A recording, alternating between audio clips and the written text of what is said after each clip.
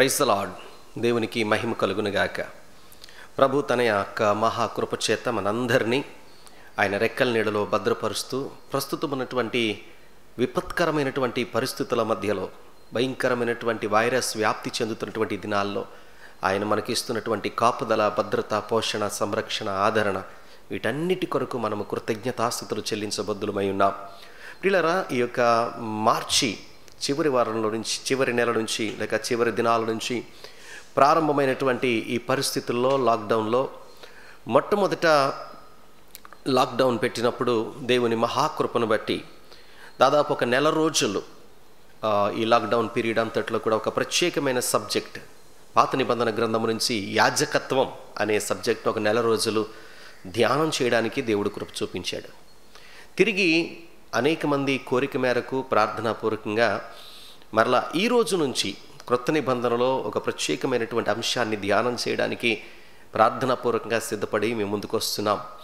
ఈ రాత్రి ఈరోజు ప్రారంభించబడుతున్నటువంటి ఈ సబ్జెక్ట్ దేవుని చిత్తమైతే కొన్ని రోజులు ఈ యొక్క సబ్జెక్టు కొనసాగుతుంది. ప్రతిరోజు రాత్రి 8:30 గంటల నుండి 9 గంటల వరకు ఒక అర్ధగంట సేపు ఈ వాక్యాన్ని మనం ధ్యానం చేయబోతున్నాం. వాక్యము మనకు దీవెనకరంగా, ఆశీర్వాదకరంగా ఉండేలాగున ప్రార్థనాపూర్వకంగా ఈ వాక్య ధ్యానాలకు మీరు ఆసక్తితో వీక్షించి బలపరచబడాలని, మీరు బలపరచబడుతూ ఉన్నట్లయితే ఈ యొక్క యూట్యూబ్ ఛానల్ను అనేక మందికి మీరు షేర్ చేసి వారి యొక్క ఆధ్యాత్మిక ఎదుగుదలకు మీరు దోహదం చేయాలని నేను కోరుతూ ఉన్నాను. ప్రియులారా, ప్రార్థన చేసుకుని నేటి వాక్య ధ్యానంలోనికి మనం వెళదాం. ప్రార్థన చేసుకుందాం. అత్యంత కృపా కనికరములు కలిగినటువంటి మా యేసు ప్రభువా, నీ పరిశుద్ధ నామానికి వందనాలు, స్తోత్రాలు. ఈ రోజు నుండి ప్రభువా, కొద్ది నిమిషాలు నాయనా ప్రతిరోజు నీ వాక్యాన్ని ధ్యానం చేయాలనే ఆలోచన మీరు మాకు ఇచ్చారు. ఆలోచనతో పాటు మీరు అవకాశం ఇచ్చారు, సాంకేతికతను ఇచ్చారు. అందును బట్టి మీకు స్తోత్రాలు, వందనాలు చెల్లిస్తున్నాం.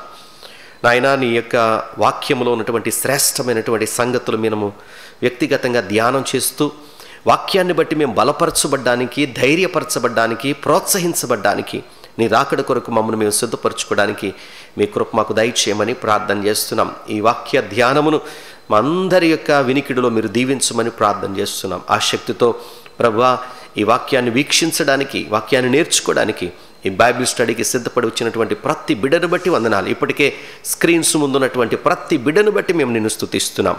నాయన, మీరు సద్బోధకునిగా, రబ్బునిగా మా మధ్య ఉండి ప్రభువా, ఈ వాక్య ధ్యానాన్ని మీరు మా కొరకు ఆశీర్వదించమని సమస్తాన్ని బట్టి మిమ్మల్ని స్తుతిస్తూ యేసు నామమున అడుగుచూ ఉన్నాం తండ్రి, ఆమేన్.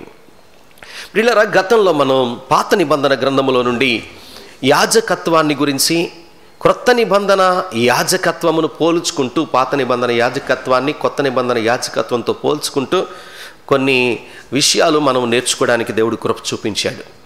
అనేక మంది కోరిక మేరకు క్రొత్త నిబంధనలో ఉన్నటువంటి ఒక అద్భుతమైన, నాకు చాలా ప్రియమైనటువంటి పుస్తకాన్ని ధ్యానం చేయాలని ప్రార్థనాపూర్వకంగా కొన్ని రోజులు సిద్ధపడి మీ ముందుకు రావడం జరిగింది. ఆ పుస్తకం పేరు అపోస్తుల కార్యములు. ప్రియులారా, అపోస్తుల కార్యములు క్రొత్త నిబంధన గ్రంథానికి చాలా ప్రాముఖ్యమైనటువంటి గ్రంథముగా మనం భావించాలి. అంటే మిగతా గ్రంథాలు ప్రాముఖ్యతను సంతరించుకోలేదని కాదు, ఏ గ్రంథానికి ఆ గ్రంథమే ప్రాముఖ్యమైంది. కానీ అపోస్తుల గ్రంథం, అపోస్తుల కార్యముల గ్రంథం సంఘానికి పునాది లాంటిది. సంఘ ప్రారంభముల గురించి, సంఘం యొక్క ఎదుగుదలను గురించి, సంఘంలో పరిస్థితుల గురించి అర్థం చేసుకోవడానికి అపోస్తుల కార్యముల గ్రంథము చాలా ప్రాముఖ్యమైనటువంటి గ్రంథం. కాబట్టి రాబోయే కొన్ని దినాలు అపోస్తుల కార్యాల గ్రంథాన్ని వచనము వెంబడి వచనం మనం ధ్యానం చేస్తూ అందులో ఉన్నటువంటి శ్రేష్టమైనటువంటి తలంపులను, పరిశుద్ధాత్మ కార్యాలను మనము నేర్చుకోవడానికి మనం ప్రయత్నం చేద్దాం. ప్రియులారా, ఈరోజు మరి మొట్టమొదటిగా గ్రంథకర్త ఎవరు అనే విషయాన్ని నేను మీకు జ్ఞాపకం చేస్తాను. కొత్త నిబంధన గ్రంథంలో 27 పుస్తకాలు ఉన్నాయి. ఈ 27 పుస్తకాల్లో వ్రాసిన ప్రతి వారు కూడా యూదులుగా మనం భావించాలి. ఈ యూదులు రాసినటువంటి పుస్తకాలు 27 పుస్తకాల్లో కూడా 26 పుస్తకాలు. ఒకే ఒక పుస్తకం యూదేతరుని చేత వ్రాయబడింది. లేక 2 పుస్తకాలు అనగా ఈ యొక్క ప్రత్యేకమైనటువంటి అపోస్తుల కార్యములు, అలాగే లూకా సువార్త, ఈ 2 పుస్తకాలు యూదేతరుని చేత వ్రాయబడ్డాయి. లూకా అనే భక్తుని చేత వ్రాయబడ్డాయి. ఈ లూకా భక్తుడు యూదేతరుడు అనగా అన్యుడు, యూదుడు కాదు. ప్రియులారా, లూకా సువార్త, అపోస్తుల కార్యాలు 27 పుస్తకాల్లో 25 పుస్తకాలు యూదులు రాస్తే, ఈ లూకా సువార్త అలాగే అపోస్తుల కార్యాలు అనే అపోస్తుల కార్యాల పుస్తకాలను, లూకా సువార్తను లూకా భక్తుడు రాసినట్లుగా మనం గమనించాలి. ఎవరు ఈ లూకా భక్తుడు?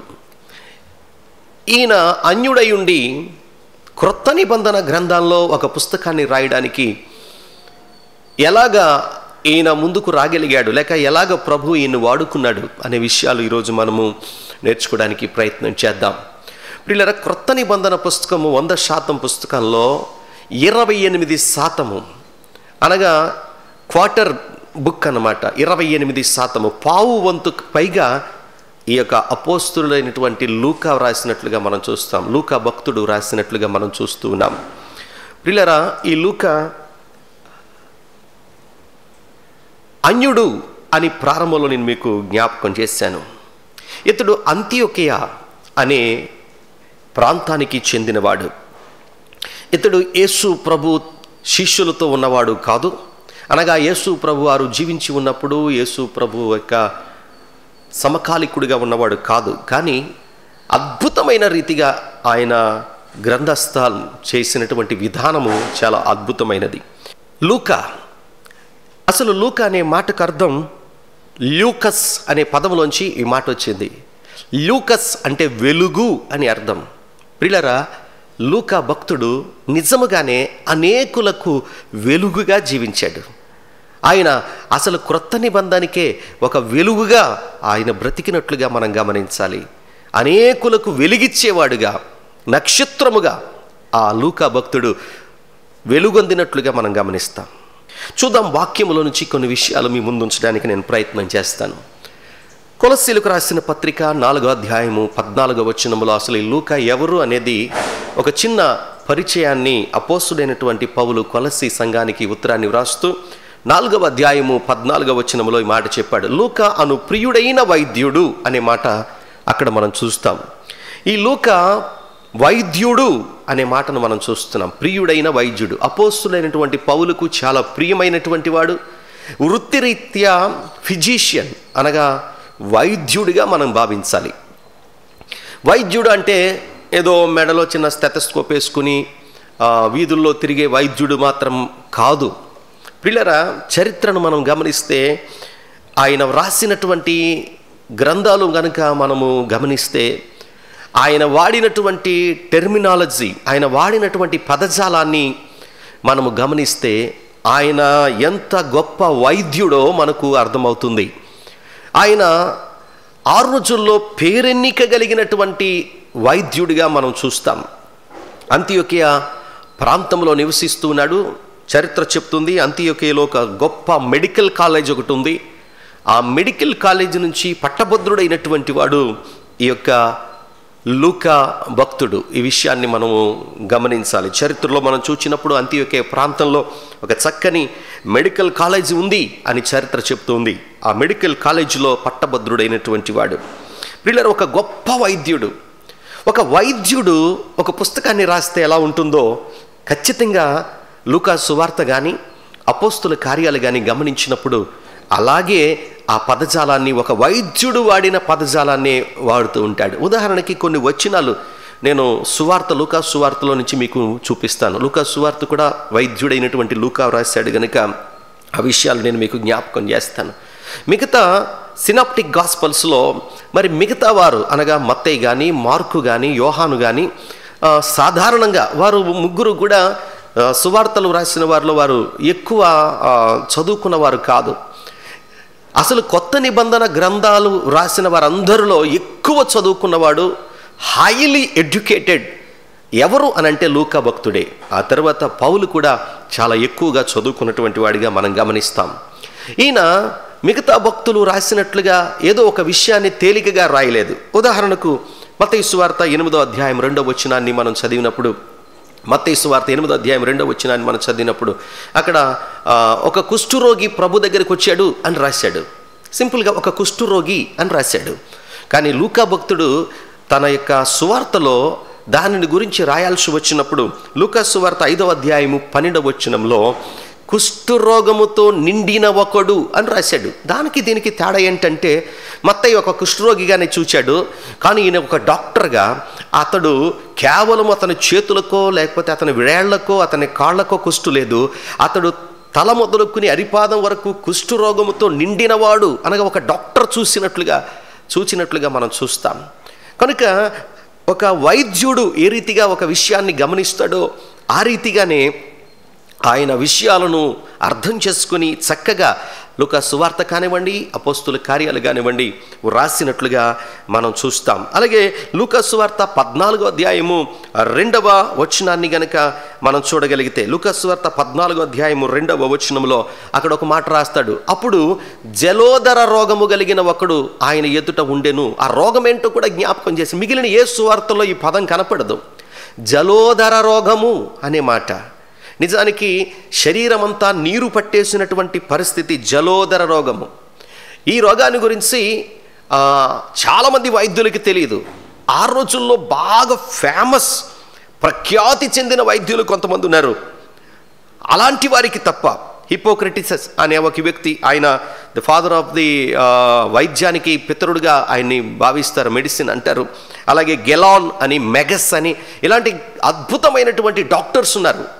వారు వాడినటువంటి పదజాలం, వారు చాలా గొప్ప వైద్యులు, వారు వాడినటువంటి పదజాలాన్ని భక్తుడైనటువంటి లూకా వాడినట్లు మనం గమనిస్తాం. దీన్ని బట్టి భక్తుడైనటువంటి లూకా గొప్ప వైద్యుడని, ఒక టాప్ మోస్ట్ డాక్టర్ అని మనం గమనించగలుగుతాం. ఇంకా సువార్తలు మనం చదువుతుంటే ఆయన వాడుతున్నటువంటి పదాలు మనం వింటూ ఉన్నప్పుడు ఇలాంటి శ్రేష్టమైనటువంటి అనేకమైన విషయాలు మనం గమనిస్తాం. అపోస్తుల కార్యాలు 28వ అధ్యాయం 8వ వచనం మనం చదివితే ఈ వచనాలను అనగా పేతురు అత్తగారు జ్వరంతో బాధపడుతుంది అనే విషయాలను మిగతా వారు కూడా రాశారు. మత్తయి సువార్తలో 8వ అధ్యాయం 14వ వచనం, మత్తయి సువార్తలో జ్వరముతో బాధపడుతుంది పేతురు అత్తగారు అని భక్తుడైనటువంటి మత్తయి రాశాడు. జ్వరంతో బాధపడుతుంది 8:14లో. అలాగే మార్కు సువార్త 1వ అధ్యాయం 30వ వచనంలో అక్కడ మనం చూచినప్పుడు ఆమె జ్వరంతో బాధపడుతుంది అనే మాట రాశాడు. కానీ లూకా భక్తుడు 4వ అధ్యాయము 38వ వచనంలో, 4వ అధ్యాయము 38వ వచనంలో తీవ్రమైన జ్వరము అని రాశాడు. వాళ్ళిద్దరూ మామూలుగా జ్వరం వచ్చిందని సాధారణమైన మనుషులు మాట్లాడినట్లుగా మత్తయి కానీ మార్కు కానీ జ్వరంతో బాధపడుతుంది పేతురు అత్తగారని. కానీ లూకా భక్తుడు పేతురు అత్తగారిని చూచినప్పుడు ఆయనకు అర్థమైంది, హై టెంపరేచర్తో ఉంది, తీవ్రమైన జ్వరంతో బాధపడుతుంది అనే మాట రాశాడు. ఇలాగ మనం గమనించినప్పుడు అనేకమైనటువంటి విషయాలు, అపోస్తుల కార్యాలు 28:8లో అక్కడ ఒక వ్యక్తిని మనం చూచినప్పుడు ఆయన ఆ వ్యక్తిని గురించి రాస్తూ అంటాడు, జ్వరము చేతను రక్తభేది చేత అనే మాట. ఈ రక్తభేది అనే మాట మిగతా సువార్తలు ఎక్కడ మనకు కనపడదు. రక్తభేది చేతను ఎవరో ఈ వ్యక్తి అంటే పొప్లి యొక్క తండ్రి. ఎవరి పొప్లి అంటే ఒక దీపమునకు అధికారిగా ఉన్నటువంటి పొప్లి యొక్క తండ్రి జ్వరము చేత రక్తభేది చేత బాధపడుచున్నాడు అని రాశాడు. ప్రియులారా గమనించాలి, మెలితే అనే ద్వీపంలో పొప్లి అనే ఒక వ్యక్తి తండ్రి అతన్ని చూడగానే, కంటితో చూడగానే అతని జబ్బేంటో గమనించగలిగాడు. నేను ఎందుకు ఈ మాటలన్నీ చెప్తున్నానంటే, లూకా భక్తుడు అనగా అపోస్తుల కార్యముల యొక్క రచయిత అయినటువంటి లూకా భక్తుడు గొప్ప వైద్యుడు. Is not an ordinary man, but is a great doctor, a top most doctor. వైద్యుడైన ఆ రోజుల్లోనే గొప్ప వైద్యుడిగా పేరెన్నిక కలిగినటువంటి వాడు ఈ వైద్యుడు. అలాంటి వ్యక్తి అపోస్తుల కార్యములు రాసినట్లుగా మనం చూస్తూ ఉన్నాం. రెండవ విషయాన్ని నేను మీకు జ్ఞాపకం చేస్తాను. ఈ లూకా భక్తుడు వైద్యుడు మాత్రమే కాదు, ఈ లూకా భక్తుడు హిస్టోరియన్, చరిత్రకారుడు అనే విషయాన్ని మనం గమనించాలి. ఈ లూకా భక్తుడు చరిత్రకారుడు. ఏదో మామూలుగా ఆయన చూసినవో లేక విన్నవో రాసిన విషయాలు కాదు. ఆయన ఏ విషయాలు రాశాడంటే, ఆయన రాసినటువంటి ముగ్గురు సువార్తికులు రాశారు. కానీ మత్తయి యేసు ప్రభుతో ఉండి దగ్గరగా ఉండి కార్యాలు చూచినవాడు, మార్కు చూచినవాడు, యోహాను యేసు ప్రభుతో ఉన్నవాడు. కానీ లూకా భక్తుడు చూడండి, లూకా సువార్త 1వ అధ్యాయాన్ని గనుక మనం చూడగలిగితే అక్కడ ఆయన రాసినటువంటి మాటలోనే మనకు అర్థమవుతుంది. లూకా సువార్త 1వ అధ్యాయంలో 4వ వచనం లేక మొదటి నుంచి చదువుతున్నాను. ఘనత వహించిన థియోఫిలా, ఆరంభము నుండి కన్నులారా చూచి వాక్య సేవకులైన వారు మనకు అప్పగించినటువంటి ప్రకారము లేక వాక్య సేవకులైనటువంటి వారు మనకు అప్పగించిన ప్రకారము మన మధ్యను నెరవేరిన కార్యముల గురించి వివరముగా వ్రాయుటకు అనేకులు పూనుకున్నారు. కనుక నీకు ఉపదేశింపబడిన సంగతులు నిశ్చయముగా జరిగినవని పరిష్కారం నీవు తెలుసుకొనుటకు, ఈ మాట అందరూ వినాలి, వాటన్నిటినీ మొదటి నుండి తరచి పరిష్కారముగా తెలుసుకొని ఉన్న నేను అని అంటున్నాడు. తరచి పరిష్కారముగా తెలుసుకున్నాడు. ఇన్వెస్టిగేట్ చేసి పరిష్కారముగా తెలుసుకొని తరచి పరిష్కారముగా తెలుసుకున్నటువంటి వాడు, పరిష్కారముగా తెలుసుకుని వాటిని వ్రాసినటువంటి వ్యక్తిగా, హిస్టోరియన్, చరిత్రకారుడు అనే విషయాన్ని మనం గమనించాలి. అతడు చరిత్రకారుడు. కొత్త నిబంధన అంతా కూడా కొయినో గ్రీక్లో రాయబడింది. కొయినో గ్రీకులో ప్రావీణ్యత సంపాదించినవాడు, పాండిత్యము సంపాదించినవాడు. అతడు రాస్తున్నటువంటి మాటల్లో చక్కని సాహిత్యం మనకు కనబడుతుంది, చక్కని కవిత్వం కూడా రాయగలిగినటువంటి వాడు. ఎందుకంటే లూకా సువార్తలో యేసు ప్రభు వారి యొక్క జనన వృత్తాంతాన్ని చక్కగా కవిత్వ రూపంలో తెలియజేశాడు. కాబట్టి చక్కని కవిత్వాన్ని కూడా రాయగలిగినటువంటి వాడు హిస్టోరియన్. మీరు ఒక మాట జ్ఞాపకం చేస్తాను, జాగ్రత్తగా వినండి. క్రొత్త నిబంధన గ్రంథములో 2 పుస్తకాలు చరిత్ర పుస్తకాలు. పాత నిబంధనలో అన్ని చరిత్ర పుస్తకాలే. కొత్త నిబంధనలో 2 పుస్తకాలు చరిత్ర పుస్తకాలు. ఆ 2 పుస్తకాలు ఏంటంటే, ఒకటి లూకా సువార్త, రెండవది అపోస్తుల కార్యాలు. చాలామంది చరిత్రకారులు బైబిల్, క్రొత్త నిబంధన, అసలు యేసు ప్రభు వారిని గురించినటువంటి విషయాలు తెలుసుకుని ఇవి చరిత్రలో లేవు అని నిరూపించడానికి ప్రయత్నం చేశారు. కానీ ఎప్పుడైతే లూకా సువార్త, అపోస్తుల కార్యాలు వారు చదివారో, అందులో ఉన్న విషయాలు వారు ధ్యానం చేసి లేక అందులో ఉన్న విషయాలను వారు తరచి చూచినప్పుడు బైబిల్ వాస్తవం అని వారికి అర్థమైంది. చరిత్ర వ్రాసేటప్పుడు మిగతా వారు రాసేటప్పుడు ఇలా జరిగింది ఇలా జరిగింది ఇలా జరిగిందని రాశారు. కానీ అపోస్తులుడైనటువంటి పౌలు గారు, పేతురు గారు చేసినటువంటి లేక అపోస్తుల కార్యాలు రాసినటువంటి, అపోస్తులు శిష్యులు చేసిన గొప్ప కార్యాలు రాసినటువంటి లూకా మాత్రం ప్రతి దానికి కూడా చరిత్రను యాడ్ చేస్తూ రాసుకొచ్చాడు. ఉదాహరణకు ఒక 2-3 అంశాలు నేను త్వరగా మీకు చదివి వినిపిస్తాను. లూకా సువార్త 3వ అధ్యాయము మొదటి వచనం. లూకా సువార్త 3వ అధ్యాయము మొదటి వచనాన్ని గనక మనం చదవగలిగితే చక్కని విషయాలు. అది అసలు ఆ వచనాన్ని అర్థం చేసుకోవడానికి కొంత సమయం మనకు పడుతుంది. చూద్దాం ఆ వచనాన్ని. లూకా సువార్త 3వ అధ్యాయం మొదటి వచనం. తిబెరి కైసరయ్య ఏలుబడిలో 15వ సంవత్సరమున, అనగా కైసరు, ఇంగ్లీష్లో రాస్తాడు కైసర్ టైబేరియస్, అనగా కైసరు పట్టణాన్ని ఆ తిబెరియా అనే ఆయన, టైబేరియస్ అనే ఆయన పరిపాలిస్తున్నాడు. యూదయకేమో పొంతు పిలాతు అధిపతిగా ఉన్నాడు. గలిలయకేమో హేరోదు చతుర్థాధిపతిగా ఉన్నాడు. ఇతూరియా, త్రకోనీతి దేశములకు అతని తమ్ముడైనటువంటి ఫిలిప్పు చతుర్థాధిపతిగా ఉన్నాడు. అబిలేనే దేశమునకు లుసానియా అధిపతిగా ఉన్నాడు. ఇదంతా ఆ ప్రాంతంలో ఉన్నటువంటి చరిత్ర, భౌగోళికమైనటువంటి పరిస్థితులను రాస్తూ అప్పుడు యోహాను గురించి ఆయన జ్ఞాపకం చేశాడు. చరిత్ర ఎప్పుడైనా సరే చరిత్రగానే ఉంటుంది. చాలామంది చరిత్రకారులు లూకా రాసినటువంటి మాటలను వారు టెస్ట్ చేసి, ఎక్స్కవేషన్స్ చేసి, వారు పరిశీలించి ఇవి వాస్తవం అని తేల్చి చెప్పారు. నిజంగానే ఆ దేశాల్లో, ఆ ప్రాంతాల్లో చరిత్ర మనం చదివినప్పుడు ఆ రాజులు పరిపాలించినట్లుగా మనం చూస్తున్నాం. అలాగే అపోస్తుల కార్యములలోంచి కూడా ఒక 2 వచనాలు మీకు చూపిస్తాను. 18వ అధ్యాయము, అపోస్తుల కార్యములు 18వ అధ్యాయము 12వ వచనంలో ఇలా వ్రాయబడి ఉంది. అకయ అనే ప్రదేశం ఉంది. అకయ అనే ప్రదేశానికి గల్లియోను అధిపతిగా ఉన్నప్పుడు అనే మాట రాశాడు. యూదులు ఏకీభవించి పౌలు మీదకి లేచారు. సాధారణంగా ఇంకొకరు ఎవరైనా రాస్తే యూదులు ఇలాగ లేచారు అని రాస్తాడు, ఎప్పుడో రాయరు. కానీ చరిత్రను అక్కడ మిక్స్ చేశాడు. గల్లియోను అకయకు అధిపతిగా ఉన్నాడు. అకయ అనే ప్రాంతానికి గల్లియోన్ అనేవాడు అక్కడ అధిపతిగా ఉన్నాడు అనే విషయాన్ని, నిజంగా చరిత్రలోకి వెళ్ళి అకయ అనే ప్రాంతానికి గల్లియోను ఎప్పుడు అధిపతిగా ఉన్నాడో చదివితే ఖచ్చితంగా చరిత్ర బైబిల్కు సరిపోయేటట్లుగా ఉంది.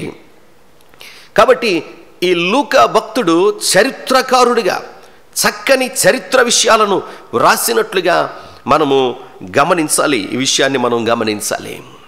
అంత మాత్రమే కాదు, 28వ అధ్యాయము 7వ వచనము, అపోస్తుల కార్యాలు 28వ అధ్యాయము 7వ వచనం, అపోస్తుల కార్యాలు 28వ అధ్యాయము 7వ వచనం. పొప్లి అను ఒకడు ఆ ద్వీపములో ముఖ్యుడు. వాడ పగిలిపోయి వీరు మెలితే అనే ద్వీపానికి కొట్టుకుని పోయారు. ఆ మెలితే అనే ద్వీపంలో ముఖ్యుడైనటువంటి వాడు పొప్లి అనువాడు ఆ ద్వీపములో ముఖ్యుడు. అతనికి ఆ ప్రాంతములో భూములున్నాయి. ప్రియులారా, చరిత్ర మనం చదివితే నిజముగా పొప్లి అనే ఆయన మెలితే ద్వీపానికి చీఫ్ ఫస్ట్ మ్యాన్గా, ఆ పెద్దవాడిగా, ఆ గ్రామ పెద్దగా, ఆ ద్వీపమునకు పెద్దగా పొప్లి అనేవాడు ఉండడాన్ని చరిత్రలో కూడా మనము చూడగలుగుతాం. కాబట్టి లూకా భక్తుడు కేవలము వైద్యుడు మాత్రమే కాదు, అతడు చరిత్రకారుడు, అతడు సాహిత్యవేత్త, అతడు కొయినో గ్రీక్లో పండితుడు. నిజంగా అతను రాసినటువంటి ఆ మాటలు అద్భుతమైనటువంటి మాటలు. ప్రియులారా, మీరు ఒక విషయాన్ని గమనించాలి. లూకా భక్తుని దేవుడు ఎందుకు ఒక అన్యుడైనటువంటి వ్యక్తిని ఎందుకు ఈ యొక్క పుస్తకాలు రాయడానికి దేవుడు అంగీకరించాడు అని అంటే, ప్రియులారా, మత్తయి వ్రాసిన, మార్కు వ్రాసిన, లేక యోహాను సువార్తలు వ్రాసిన వీళ్ళందరూ యూదులు గనక ఆ రోజుల్లో యేసు ప్రభు యూదులకు మాత్రమే అనే ఒక ఆలోచన వారికి ఉండేది. కానీ ప్రభు ఒక అన్యుడైనటువంటి లూకాను నిలబెట్టి ఒక సువార్త వ్రాయించాడు. లూకా సువార్త గ్రీసు దేశములకు సంబంధించి గ్రీకు భాష మాట్లాడే వారికి ఆ లూకా సువార్త వ్రాయించినట్లుగా మనం చూస్తున్నాం. అన్యులకు రాయించాడు లూకా సువార్తని. అందుకే దావీదు కుమారుడని, అబ్రహాము కుమారుడని మిగతా సువార్తికులు వ్రాశారు. దావీదు కుమారుడు, అబ్రహాము కుమారుడు. సో దావీదు ఎవరు? యూదులకు సంబంధించిన వాడు. అబ్రహాం ఎవరు? యూదులకు సంబంధించి. ఇక యేసు ప్రభుతో మనకు సంబంధం ఏముంటుంది? కాబట్టి వాళ్ళందరూ అలా అనుకుంటున్న సమయంలో ఈ లూకా భక్తుడు లూకా సువార్త రాశాడు. సువార్త రాసినప్పుడు లూకా భక్తుడు జీనియాలజీ, వంశ వృక్షాన్ని రాస్తున్నప్పుడు యేసు ప్రభు వారిని అబ్రహాము కుమారుడుగానో లేకపోతే ఆ యొక్క దావీదు కుమారుడుగానో కాకుండా ఆదాము దగ్గరికి వెళ్ళాడు. అంటే ఆదాము కుమారుడైన, ఆదాము వంశావళిలోంచి వచ్చాడు. ఆదాము నుంచి యేసు ప్రభుని తీసుకొచ్చాడు. అంటే దాని అర్థం ఏంటంటే ఆదాము మొదటి మానవుడు, ఆ మొదటి మానవుల్లోంచి ప్రభు వచ్చారు. అనగా యేసు ప్రభు అందరికీ ప్రభు అని చెప్పడానికి దేవుడు అన్యుడైనటువంటి లూకాను వినియోగించుకుని అద్భుతమైనటువంటి లూకా సువార్త వ్రాయించాడు.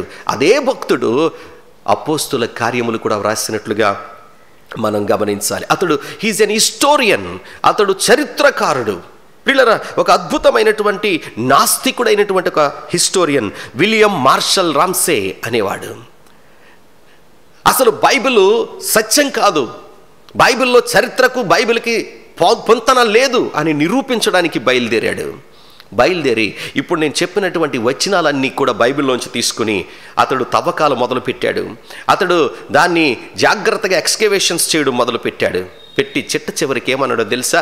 లూకా వ్రాసినటువంటి మాటలు అద్భుతంగా చరిత్రతో పోల్చినవి. లూకా అతడు మంచి హిస్టోరియన్, అద్భుతమైనటువంటి చరిత్రకారుడు అని చెప్పి నాస్తికుడైనటువంటి వాడు యేసు ప్రభుని అంగీకరించినట్లుగా మనం చూస్తాం. ఏమండి, గొప్ప గొప్ప చరిత్రకారులతో లూకాను చేర్చవచ్చు. జోసెఫస్ లాంటి వారితో, హెరోడోటియస్ లాంటి వారితో, అద్భుతమైనటువంటి హిస్టోరియన్స్తో, చరిత్రకారులతో లూకా భక్తుని కూడా చేర్చవచ్చు. లూకా చాలా highly educated, top most doctor. అంత మాత్రమే కాదు, హిస్టోరియన్. మరొక మాట నేను జ్ఞాపకం చేస్తాను. లూకా అన్యుడు, జూ కాదు అని చెప్పాను, అనగా యూదేతరుడు, యూదుడు కాదు అని నేను జ్ఞాపకం చేశాను. అయినప్పటికీ యూదులు చేసిన దానికంటే ఎక్కువగా ప్రభు కొరకు ఆయన చేసినట్లుగా మనము గమనిస్తాం. అపోస్తులుడైనటువంటి యూదునికి సమకాలికుడిగా ఉన్నాడు. అపోస్తుల కార్యాలు 9వ అధ్యాయంలో ఈ యొక్క అపోస్తుడైనటువంటి పౌలు రక్షించబడ్డాన్ని మనం చూస్తాం. కానీ అంతకు ముందే ఈ యొక్క యవనస్తుడైనటువంటి లూకా రక్షించబడ్డాడు. బర్నబా అంతియోకేయుకు వెళ్ళాడు. అంతియోకేయులో అప్పుడే కొంతమంది క్రైస్తవులు ఉన్నారు. బర్నబా అంతియోకేయుకు వెళ్ళి అక్కడ ఉన్నటువంటి సంఘాన్ని చూసి చాలా సంతోషించి, ఇక్కడ ఒక వ్యక్తి ఉండి వీళ్ళని ప్రోత్సహించి వీళ్ళకి టీచింగ్ చేసే వాళ్ళు ఎవరైనా ఉంటే బాగుంటుంది అని చెప్పి నెమ్మదిగా మరలా యెరూషలేముకు వచ్చి ఈ యొక్క అపోస్తులుడైనటువంటి పౌలును, సౌలుగా దేవునికి వ్యతిరేకంగా ఉండి దమస్కు మార్గములో రక్షణ పొందినటువంటి అపోస్తుడైన పౌలును తీసుకువెళ్ళి అంతియోకేయుకు వెళ్ళాడు. అప్పుడు అంతియోకేయులో అపోస్తుడైన పౌలుకును ఈ లూకా, డాక్టర్ లూకా గారికి పరిచయం ఏర్పడింది. ఇక అప్పటి నుంచి వారిరువురు కలిసి ఉండడం మొదలుపెట్టారు. Is a good companion of saint Paul. అపోస్తుడైనటువంటి పౌలుకు ఒక చక్కని సహచరుడు. అపోస్తుడైన పౌలుకు శారీరకంగా ఒక అనారోగ్యం ఉండేది. ఆ అనారోగ్యం కొరకు కూడా ఎప్పుడు కూడా ఒక డాక్టర్ ఉంటే బాగుంటుంది. కాబట్టి ఖచ్చితంగా ఈ యొక్క లూకాను ఎప్పుడు కూడా తన కూడా తిప్పుకునేవాడు. లూకా కేవలము అపోస్తుడైన పౌలుకు వైద్యం చేయడం మాత్రమే కాకుండా భారముతో, బాధ్యతతో సువార్త పరిచర్యలో ముందుకు కొనసాగినవాడు. 2 సార్లు అపోస్తుడైనటువంటి పౌలు చెరసాల్లో ఉన్నాడు. ఈ 2 సార్లు కూడా అపోస్తుడైనటువంటి పౌలు చెరసాల్లో ఉన్నప్పుడు అతనికి పరిచర్య చేసిన వాడు లూకా. మొదటిసారి చెరసాల్లో ఉన్నప్పుడు 58 ADలో, ఆ తర్వాత 63, 64 ADలో రెండవసారి రోమాపట్నం. మొదటిసారి చెరసాల్లో ఉన్నప్పుడు అతను అప్పీల్ చేసుకున్నాడు. అతను వాద్యం గెలిచింది, విడుదల చేశారు. 2 సంవత్సరాలు మరలా పరిచర్య చేశాడు. కానీ రెండవసారి రోమాలో చెరసాలలోకి ఉన్నప్పుడు ఈసారి అతనికి విడుదల లేదు. అతడు మరి చంపివేయబడ్డాడు. అప్పటి వరకు కూడా అందుకే అతను ముగింపులో తిమోతిలకు రాసినటువంటి 2వ పత్రికలో ఆ మాట మనం చదువుతాం. 4వ అధ్యాయము 11వ వచనంలో తిమోతిలకు రాసిన 2వ పత్రిక పౌలు గారు చిట్ట చివర రాసినటువంటి పత్రిక. ఆ పత్రికలో ఏమంటాడంటే, లూకా మాత్రమే నా యొద్ద ఉన్నాడు. అంటే అప్పటికి కూడా లూకా తన యొద్ద ఉన్నాడు. కాబట్టి ఆ చెరసాల్లో ఉన్నప్పుడు లూకాను పంపించేశాడు. అప్పటి వరకు అపోస్తుడైనటువంటి పౌలుతో ఈ లూకా ఉన్నట్లుగా మనం గమనించాలి. ఈ లూకా అద్భుతమైన రీతిగా అపోస్తుల కార్యములు గ్రంథాన్ని వ్రాశాడు. ఇతడు ఎందుకు నేను ఈ మాటలన్నీ చెప్పానంటే, గ్రంథకర్త ఎవరో మనకు తెలిస్తే గ్రంథాన్ని మనము ధ్యానం చేయడానికి అవకాశం ఉంటుంది. లూకా భక్తుడు అద్భుతమైనటువంటి రీతిగా అపోస్తుల కార్యాల గ్రంథాన్ని వ్రాశాడు. నేను మరలా జ్ఞాపకం చేస్తున్నాను, ఇతడు వైద్యుడు, ఇతడు పండితుడు, ఇతడు అద్భుతమైనటువంటి విషయాలు రాసుకొచ్చాడు. అంత మాత్రమే కాదు, ఇతడు చరిత్రకారుడు. ఇతడు పౌలుతో పాటు చిట్ట చివరి వరకు జత కలిసి వెళ్ళినవాడు. 16వ అధ్యాయము అపోస్తుల కార్యాల్లో మనం చదివితే, పౌలు రెండవసారి సువార్త దండయాత్రకు వెళుతున్నప్పుడు పౌలు అతనితో ఉన్నట్టుగా మనం గమనించాలి. కొలసీలకు రాసిన పత్రిక 4వ అధ్యాయంలో కూడా మనం చదువుతాం. అక్కడ కొంతమంది లిస్టు రాసుకుంటూ సున్నతి పొందిన వారు, సున్నతి పొందని వారు లిస్టు రాస్తాడు. సున్నతి పొందిన వారి పేర్లు లిస్టులో కొంతమంది పేర్లు రాస్తాడు. సున్నతి పొందని వారి పేర్లు రాస్తున్నప్పుడు లూకా పేరుంది కనుక ఇతడు అన్యుడు, యూదుడు కాదు అనే విషయాన్ని మనం గమనించాలి. ఈ యొక్క అపోస్తుల కార్యాలు శ్రేష్టమైనటువంటి మాటలు ఉన్నాయి. అద్భుతమైన పద జాలాన్ని ఉపయోగించాడు. అద్భుతమైన పద బంధాలను ఉపయోగించాడు. ఏమండి, 32 దేశాలు, 54 పట్టణాలు, అలాగే కొన్ని వందల సంఖ్యలో ఈ మెడికల్ టెర్మినాలజీ రాశాడు. 9 ద్వీపాల గురించి రాశాడు. ప్రియులారా, ఇట్స్ ఎన్ హిస్టారికల్ బుక్. ఇది చరిత్ర గ్రంథముగా మనం భావించాలి. అంత మాత్రమే కాదు, అపోస్తుల కార్యాల గ్రంథాన్ని ఇంకా మనం శ్రేష్టమైన రీతిలో ఏ రీతిగా అర్థం చేసుకోగలమో మనం ముందు మనం నేర్చుకుంటాం. పరిశుద్ధాత్మ ప్రేరణతో అపోస్తుడైనటువంటి పౌలు ఈ యొక్క చేసినటువంటి కార్యాలు, పేతురు చేసినటువంటి కార్యాలు, ఇంకా అపోస్తులు చేసినటువంటి గొప్ప పనులను ఈ యొక్క లూకా అద్భుతంగా వివరించాడు. ఆర్ఆర్కే మూర్తి గారు మాట్లాడుతూ ఆయన ఒక మాట అన్నారు, లూకా పరిశుద్ధాత్మ బాక అన్నాడు.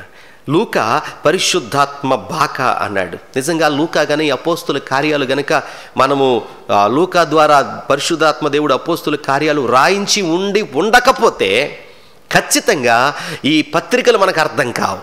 సంఘం ఎలా స్థాపించబడిందో, సంఘము ఏ రీతిగా పరిశుద్ధాత్ముడు సంఘాన్ని ఎలా నడిపించాడో మనకు అర్థం కాకపోతే ముందు ఆ పత్రికలు మనకు అర్థం కావు. సువార్తలకు పత్రికలకు మధ్య ఒక బ్రిడ్జ్ లాంటిది అపోస్తుల గ్రంథకారం. కాబట్టి ఈ అపోస్తుల గ్రంథాన్ని మనము ధ్యానం చేయబోతున్నాం. రానున్న దినాల్లో మరి వచనము వెంబడి వచనము అపోస్తుల గ్రంథాన్ని మనము ధ్యానం చేద్దాం. అద్భుతమైన గ్రంథం. ప్రార్థనాపూర్వకంగా అపోస్తుల గ్రంథాన్ని మనము ధ్యానం చేద్దాం. దేవుడు అట్టి కృప వాక్యం వింటున్నటువంటి మనకు దేవుడు అనుగ్రహించునుగాక. చిన్న ప్రార్థన చేసుకుందాం. పరిశుద్ధాత్ముడా, నీకు వందనాలు, స్తోత్రాలు, స్తుతులు చెల్లిస్తున్నాం. ఇదిగో ప్రభువా, ఈ దినాన్ని అపోస్తుల గ్రంథాన్ని గురించినటువంటి ఆ రచయితను గురించినటువంటి కొన్ని విషయాలు నేర్చుకోవడానికి మీరు మాకు ఇచ్చినటువంటి శ్రేష్టమైనటువంటి సమయాన్ని బట్టి మేము నిన్ను స్తుతిస్తున్నాం, ఘనపరుస్తున్నాం, కొనియాడుతున్నాం ప్రభా.